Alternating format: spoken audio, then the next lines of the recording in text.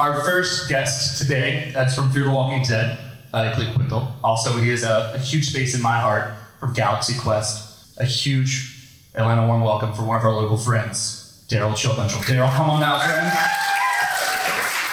Joining Daryl and myself on the stage from Walking Dead proper. I played Lance Hornsby, as well as a number of great characters from 13 Reasons Why, American Horror Story Coven. I'm a huge American Horror Story fan, so that's where I know our friend from. Let's give a huge, huge welcome to your friend and our friend, Josh Hamilton. Josh, come on out.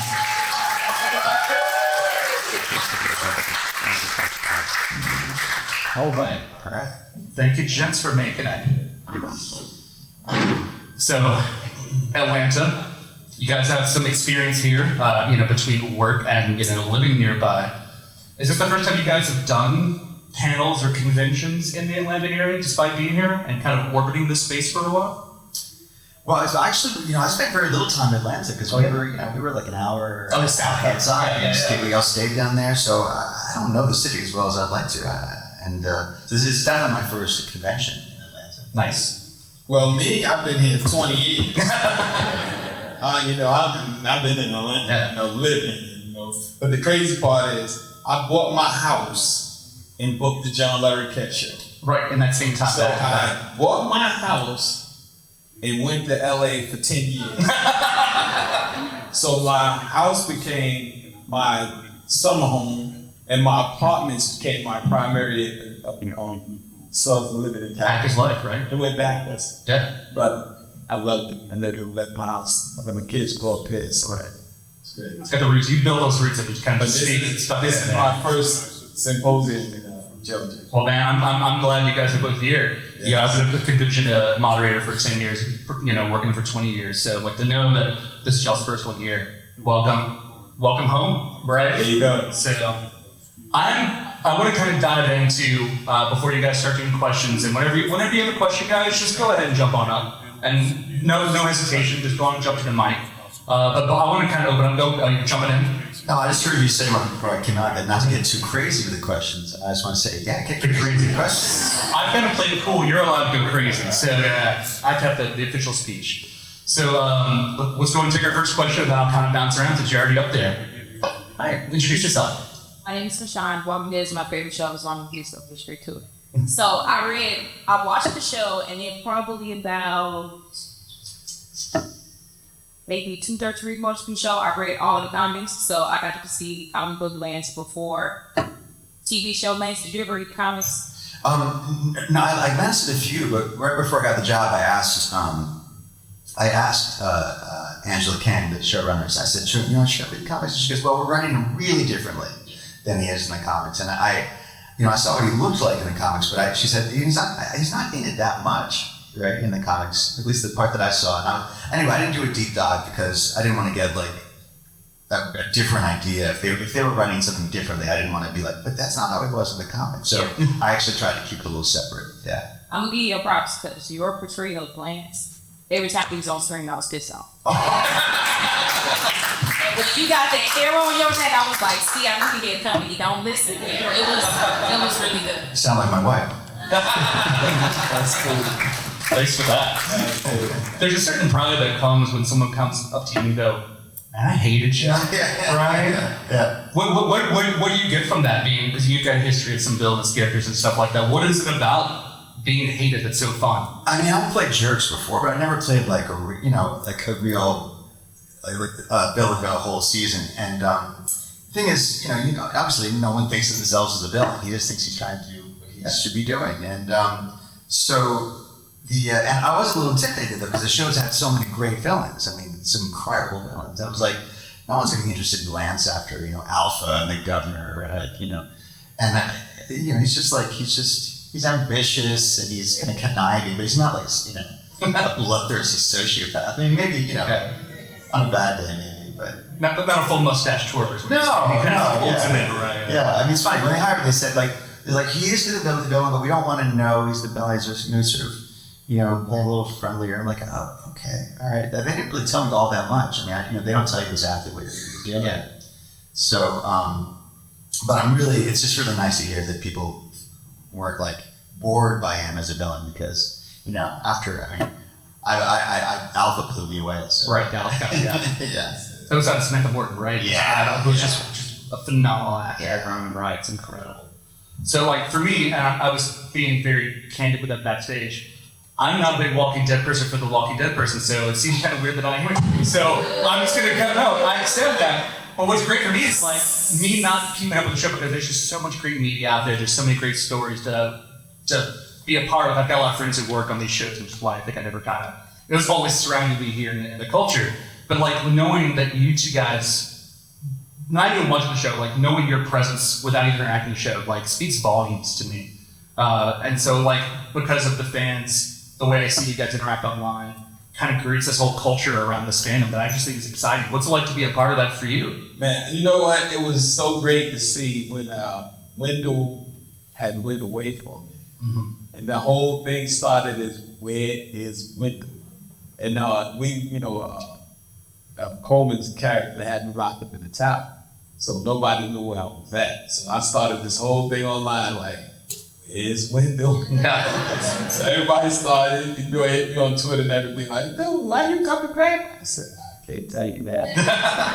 So no, but it was great, man. But I mean, I would have loved to work in Atlanta when we shot. We had to walk in Texas. Yeah. So, but it was, the trick bag for me is, when I got off the road, I was doing NCIS and all of them. Right. So I was like, hey, that's cool, we go do that. I forgot how cushy my job was. All I gotta do is do this. To the analyst stuff, yeah. And go home. and I'm out, you know what I mean? Right. I ain't running, jumping, and racing cars, none of that. All I do is tell you where the car is at. Right there. And then I got Fear the Walking Dead. And all of a sudden I'm outside with mosquitoes and flies and cold and rain. And I was like, be careful what you ask for. Just might get it. And that's what happened. But no, it's a great experience, man. Because everybody was really, they love the character. I love the fact that they was willing to take a chance. Having someone in an apocalypse in a wheelchair. Right, absolutely. And everybody's like, well, how do you survive, man? I said, listen. Nobody survives in this world alone. Yeah. This is not how it works. Yeah. We all work together rather than north. Mm-hmm. So everybody just, I had to chip in and help my little wise ass out.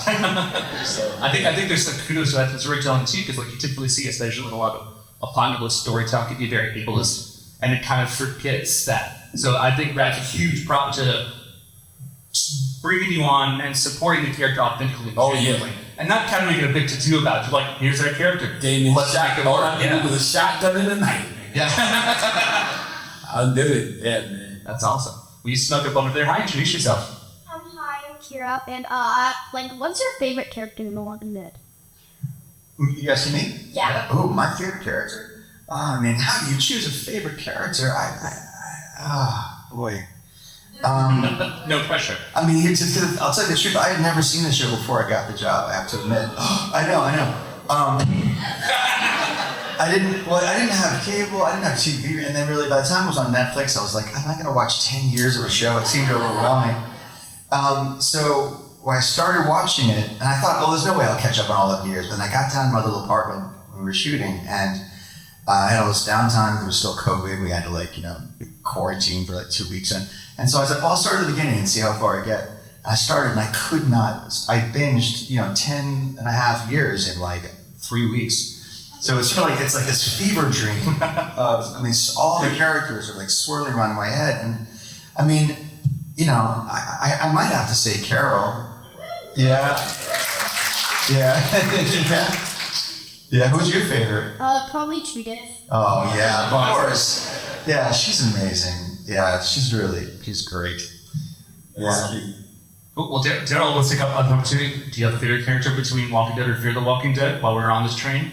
Judith. All right, say that. No, I wish I'd say it. Should ask. Judith's my favorite. Awesome. Thank you for that. Thanks, Karen. Yeah, thank you, Kira. All right. Yeah, come on back. Go for it. Okay, I got another question. Since you just watched Walking Dead, okay, before I ask the question, did you know Glenn died before you watched it? No. So I think. Did I know? I think I knew he wasn't on the show, so I had an idea probably he wasn't, but I didn't know when or how. So how did you feel watching 616 instead of 1? Yeah, everyone told me, all the actors in the show told me that at a certain point, a lot of people just turned off the show and stopped watching. And I was like, whether like, I'm like, Cliffhanger. and they said it was right, and it was right. It was those 2 episodes, I guess, right? The cliffhanger, and I watched it and I was like, oh yeah, I understand why. I mean, it was just so brutal and so painful and drawn out and graphic, and you love those characters so much. So yeah, I wasn't surprised. Yeah, even like I wish I had to see it. Some things you wish, like, oh, I wish I didn't have that in my head. Yeah. That image. And, I can't see it either. You cannot see it. Yeah. So I understand people like sort of being, no, I'm done. Yeah. But I'm glad I didn't know exactly when it was coming yet. Yeah. There's a heaviness that comes from this world. It's going to be the nature of apocalypse storytelling.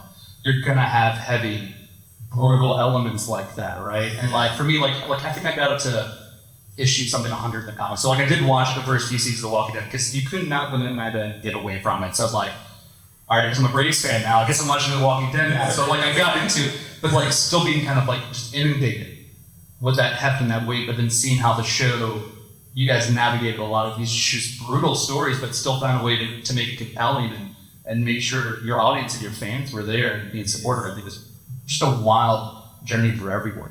Yeah. Did all of you struggle with those episodes, like with keeping off the show? Would you feel like, I'm not sure I want to stay with it, or no? You're in. We're all in. Did you guys stay with Fear the Walking Dead? Yeah. All right. Okay. All right. That's for the next show. I'm checking. Yeah. Checking you all. It's a big fan. Are you still on it now? Yes. Yeah. Still alive. Okay. Yeah. Oh, I didn't kill. No. Yes. Or Shotgun in the night. Important person in quest, he was Yeah. And a boss. Take it out, sit it for last day. Hi, Josh. Listening to you on Talking Dead after the shows and talking about being Lance and being Zombie Lance was really fascinating. So, but you didn't know they were going to call you back for Zombie Lance? No, I mean, no. I did that final death scene, and I thought, no, I guess that's it. And they didn't. And usually it's like, I don't even know if they knew. I think by the end of the season, and they've been writing 24 episodes in a row, those writers, and I think their brains are falling out of it. Like they're like, how do we get to the finish line and get it all wrapped up?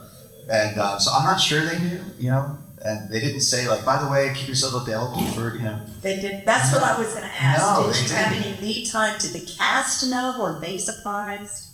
I think they didn't know until that script was released. And oddly, like I was actually luckily I was in Atlanta shooting another film because it was about 2 months or a month or so after I had done my getting the arrow in the net scene, and they said they wanted to do this. I was like, I was so excited because I felt kind of robbed by not getting to play out, getting to be a zombie, and they were and then there's the whole thing like, can they work it out with this other thing, like, can you get it off? And I had stubble from my other job, so I was like, well, it makes sense with the last zombie have stubble. Does hair keep growing after you die? I was just really grateful I got to do it because it's something so. I was thinking about this actually, because Lance is always like thinking like, okay, how do I play this angle? What does this person want? What do I want them to think I want? Like, I know what I want, but how do I hide from them what I want? And the thing about being a zombie man is like, you don't have to hide anything. You just want to eat them. It's like, it's so clear cut. very true. I just know what a surprise it was for me watching that scene. Just that whole. Yes, and thank you. That's awesome. I think that the fandom generally very supportive of you guys. And so we know that you guys here, Walking Dead, massive universe to your fandom. But I want to know what your fandoms are. Like, what are your personal things that you get into? Geeky, not geeky, you name it. Like, anything that you love is geeky to me. Where are you at on that in your fandom there? Why are you a geek? Yeah. Me, I'm into animal conservation. All right. That is awesome. Yeah, I guess that's cool. With the animal conservation. What about it draws you, compels you personally? Like, there's a grain of conversation behind that, but where is your line? What made you cross that? Well, I grew up with a father his father, they were into animal conservation. That's another way of saying hunting and fishing. Yeah. Oh, no. Yes, hunting and fishing. Animal conservation. You know, because I was just see if you would get there. yeah, see, it's that nice way to put it. Yeah. You know, Like, so you remember PETA? right? Peter Bread. But no, man, I grew up with that. That's my pet. I love it, man. Stay in the water, man. Yeah. Is there like a particular area that you get out to? Because like I live on the east side, so I'm not like still. Well, let me tell you, but it's chill, right? So. A big story that I made. I'm surprised I'm still fishing. So Josh, the guy with Lucas Black on the NCIS in August, we like to fish too, so we planned a trip to go fishing in the dog. So the guy took us out, way out. I think we went to Mexico, and we was tuna fishing. So I'm reeling this thing in, they cracking up, and the tuna dragging me. I'm just hitting everything in the boat, and I'm just holding on my little wheelchair just all over the place. And they cracking up, so finally I passed it over. So it's the last fish we pull in. The guy in the boat, he started spraying down the boat, and all of a sudden, the boat rocked down this way, and at the same time it rocked down, you know what happened? A shark jumped in the boat. Of course, yeah, hop on at the right angle, yeah. Right angle, yeah. Yo, it sounded like 7 people back there fighting. And all I can hear is people going, shark! Now I can't turn around, right? Because I'm stuck right there in the, that's the thing they go through in the wall. So I really can't see what's going on, but I can see people jumping up on stuff. And my brother-in-law goes, to this day, he said he was trying to save me. So he went to push me forwards, but he pushed me in the back, which means I came out the chair on the floor. Now I'm saying to myself, the shark got me. This is it. Yeah. He got me. So now you should see me struggling. I don't know how I did it. I grabbed the wall of this chair and I went back, sitting in the chair. It was like, man, that was the funniest thing, that the shark was about this big. Right. I didn't know. I didn't know. Right. Because I mean, but how big did you think it was? Maybe some Jaws. Because all this noise back there, yeah. But he was flying before his leg, man. Like, yeah. Yo, I thought, you asked me with a 12-foot shark back there. So yeah, that's my fishing story. I can't follow that. Well, let's dive in. It doesn't have to be a Jaws story, but like, is there a geeky thing that you're into? Or you name it, we'll go there. I mean, I'm geeky. I suppose in terms of like collecting and like sort of, probably music. I mean, that's fine, yeah. And I truly, I don't play anything. I've always just been a fan, but I spend way too much time listening and kind of collecting records, and that's sort of the world I tend to. What was that piece of vinyl that made you go, this is it? I want the first record I ever bought. Yeah. The first record I got, the first record I ever bought, it was a 45 of Boomtown Rats. I Don't Like Mondays. Wow. And that was I actually by 45s. And then the first actual full vinyl I think was two at the same time. It was Blondie, Parallel Lines, Billy Joel, 52nd Street. Nice. Nice. Now, because a lot of like your New York roots too. Is that kind of where a lot of that comes from? I don't know if I was just hearing the radio. Yeah, because you were just inundated with it at that as well, yeah? Yeah, because I grew up like that, I think probably, I don't know if it was that conscious, but. Yeah. I grew up in Downstairs West Village. Oh, okay. Yeah. I didn't realize you guys you're both from New York. You do something from New York as well? All right. Nice. That's a hell of a talent. I just started going to New York for the first time in the last year.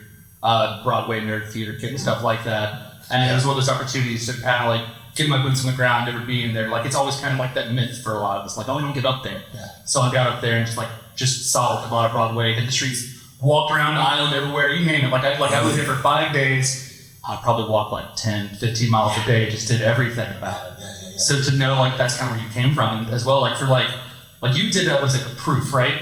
I did. And that was like Walter Kerr Theater, and that's where Hadestown is now, and that's kind of what kind of led me on my journey into New York was to go to Hadestown and a bunch of other stuff. So is that still like a culture that even though like you got a lot of heavy roots in the New York theater scene. Like you were there, and you were, you know, in 2001, 9/11, stuff like that, right? So like you've been kind of, that's a huge part of your culture. How do you get to still tap into that at all? Yeah, I mean, I grew up doing theater, and I stayed. That's one reason why I stayed in New York, was to do theater, and I haven't done it for a few years now. I was supposed to do a play right before COVID, and then about 3 weeks rehearsal, everything got shut down, and then I didn't work for a year, so I was like, I can't afford to do theater for a while, so because it's like, It's not a problem going on. you basically just lose money with you. Yeah. So I'm hoping that that I'll get to see a play again soon, but I see stuff all the time. The tours through. What was the last production for you that you actually got to stage and put out there? It was played by a writer named Annie Baker called The Antipodes. Antipodes, Yeah. Okay, nice. Yeah. So that wasn't that. God, how long ago? That doesn't seem like it was that long. That was a couple years before COVID, and we were actually remounting it. We were going to remount it in Los Angeles at the Mark Taper Forum, and that's what we were rehearsing for. That was the one. Yeah, and then I was going to do the Lehman trilogy. Did you see it? I don't see it. Okay. Yeah. So that they had the 3 British actors. I was going to do a full year of theater, like a thing. It's gotta go back. And I was very good. Then we had 3 American actors take over the 3 British roles, and then we all got That the nature of the thing. boring. Yeah, no. Me and the theater nerds, it's just me. I don't want to take up y'all's time. So it's okay. All right. These 2 people, that's great. I will talk theater all day long, but also like we're kind of in New York. We're like a New York kid as well. What was last time you guys go there, right? Oh, I went to New York all the time. My family's still there. I did a play. I did a play. Longwood did. Oh yeah. In Connecticut. Yeah, I did that great. So I played all the Dave Rugg's that. Mm-hmm. That was my first experience. I would love to do more.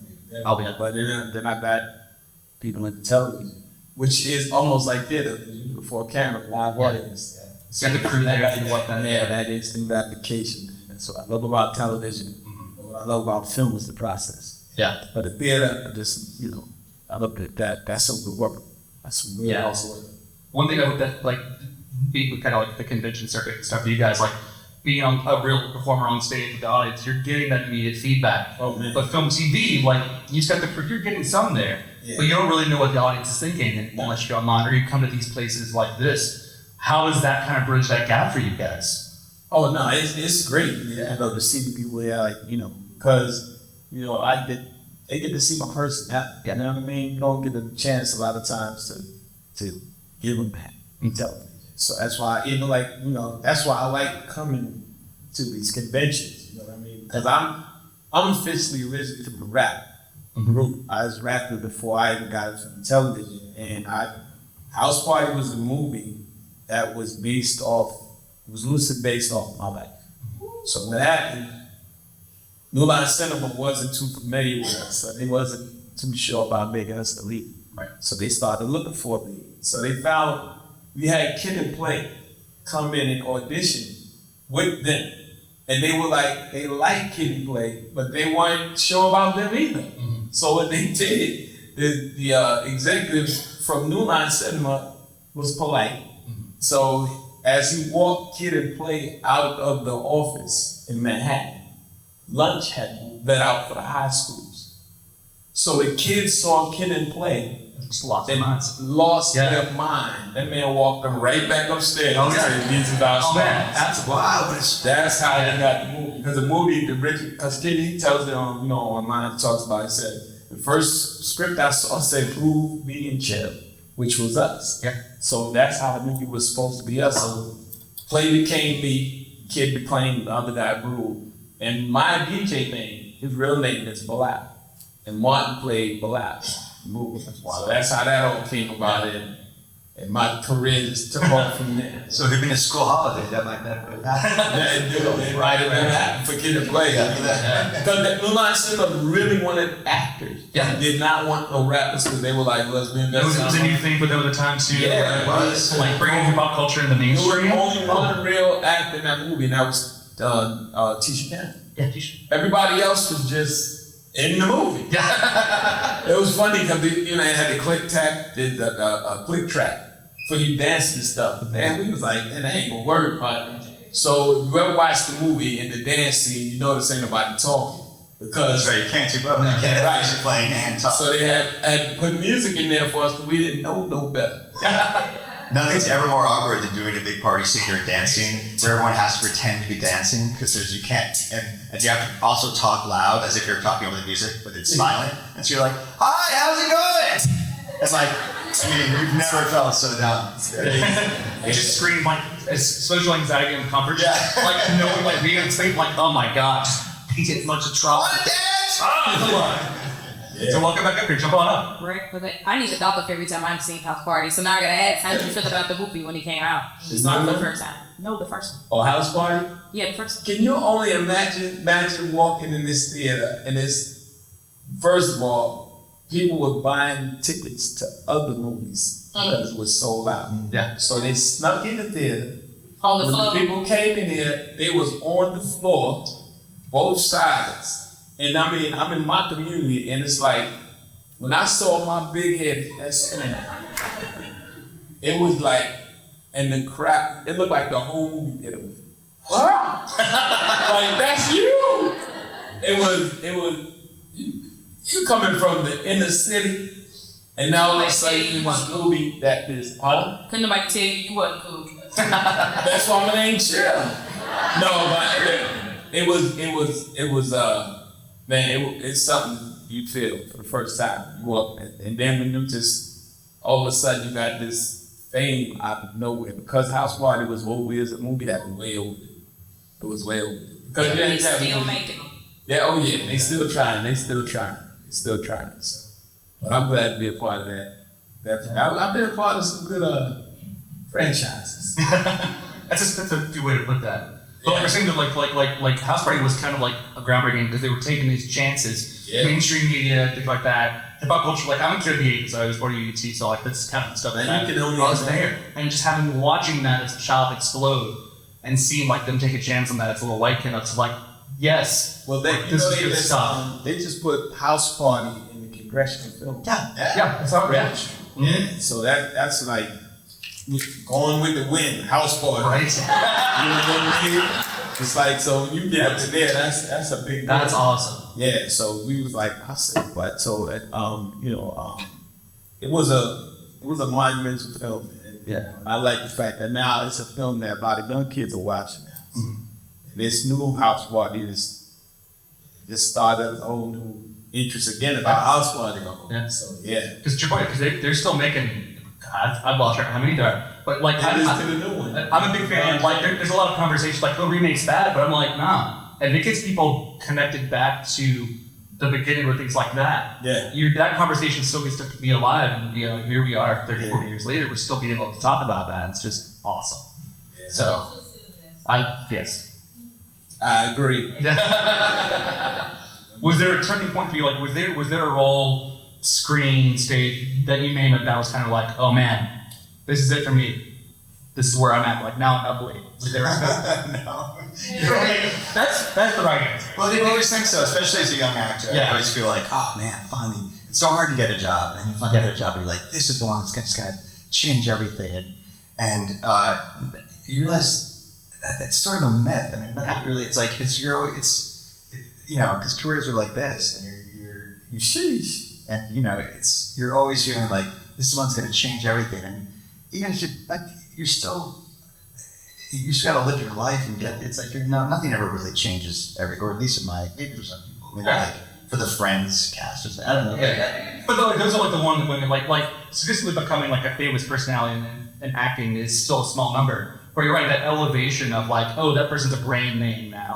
Like that's even further. So yeah, it's the grind. It's the grind too. Yeah. So if you're in that position, and it's like you're terrified of losing that position. Yeah, to cover security. And you feel like you can't. You have to like do these things that you don't even want to do. Or like, oh, it's gonna make a lot of money. You're like, I don't even like it. And you're like, but you're in this position now. You have to do that career. I love. See, this is great that you had this because it's so. This is why you cannot predict this business at all. When he says this and that and that.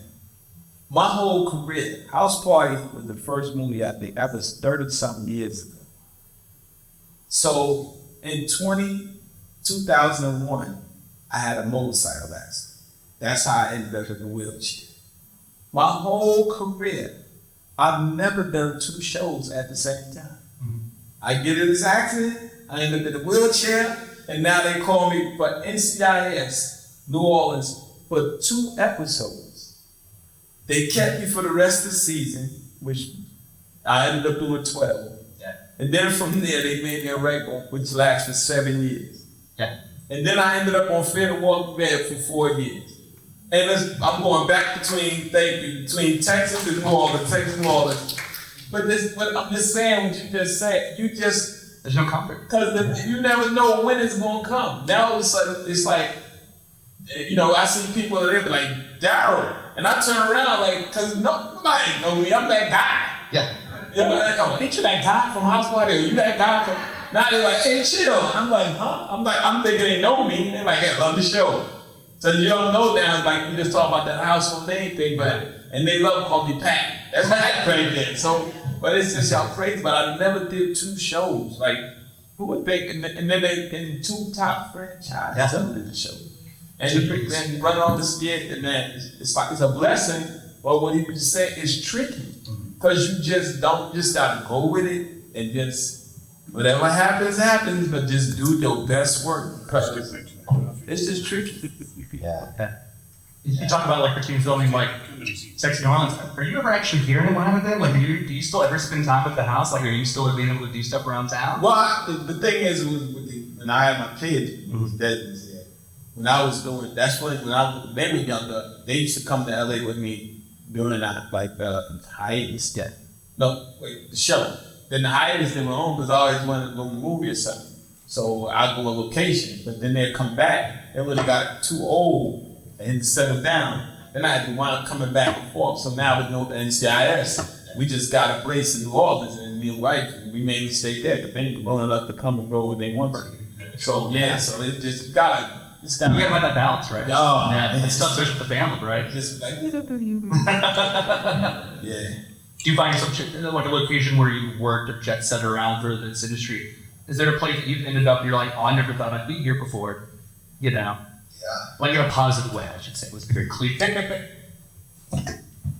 Yeah, that's what it is I love about this job is that you get to have these little mini lives in these towns and places where you're down lonely and you might pass through where you get to have this like, you're gonna be there for a couple of months, a few months, and you get to have this life experience and you're much people live in one place.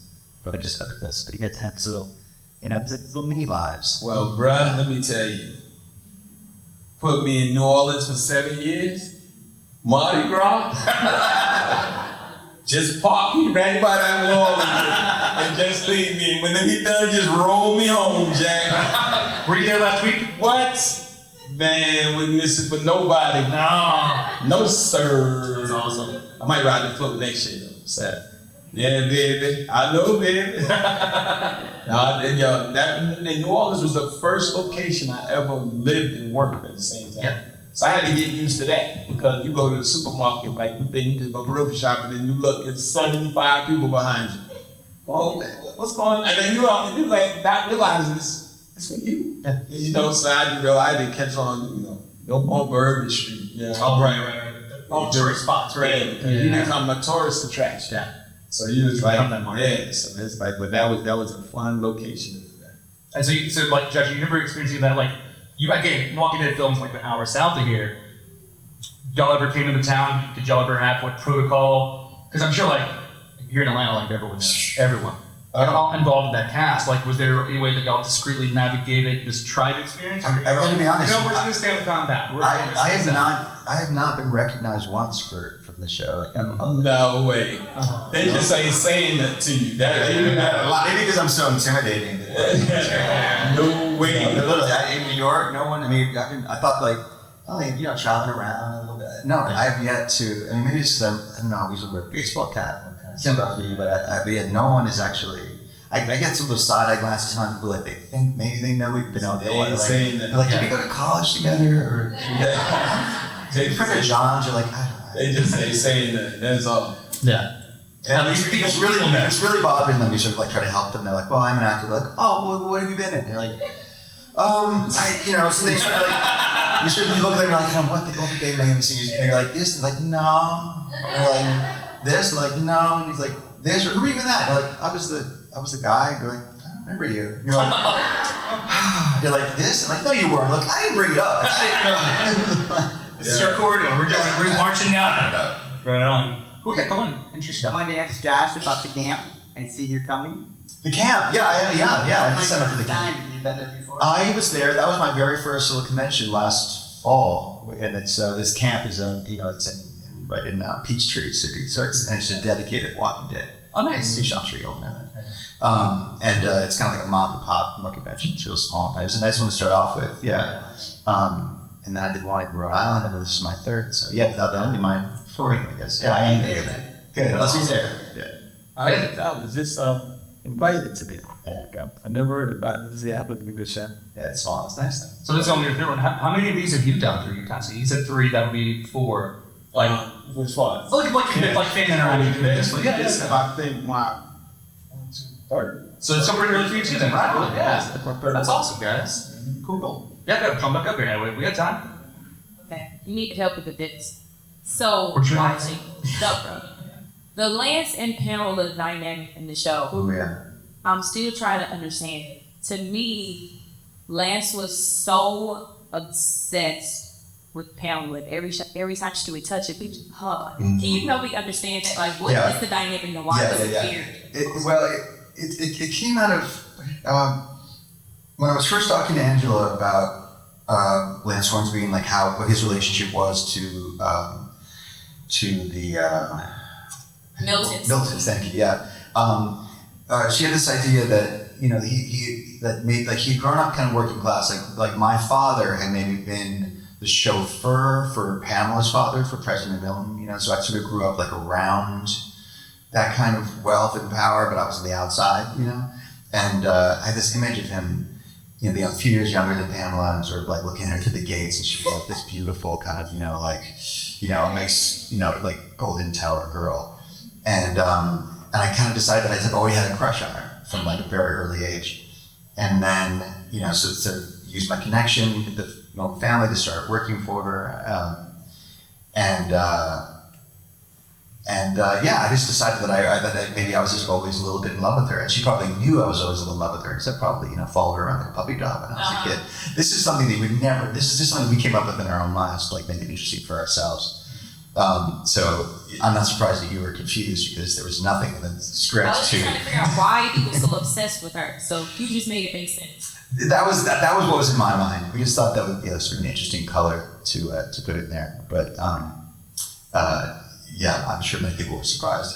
So you love her so much, you never was her son.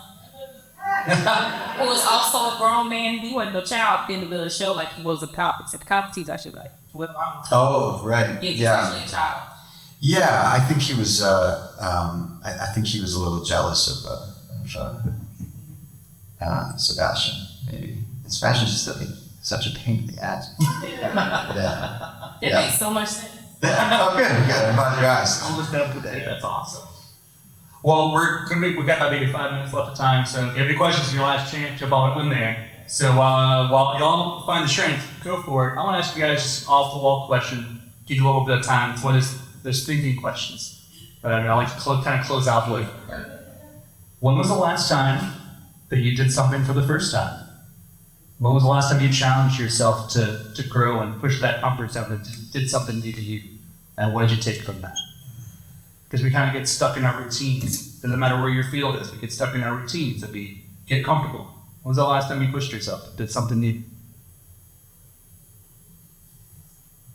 For me, I challenged myself that I wasn't going to train for 9 days.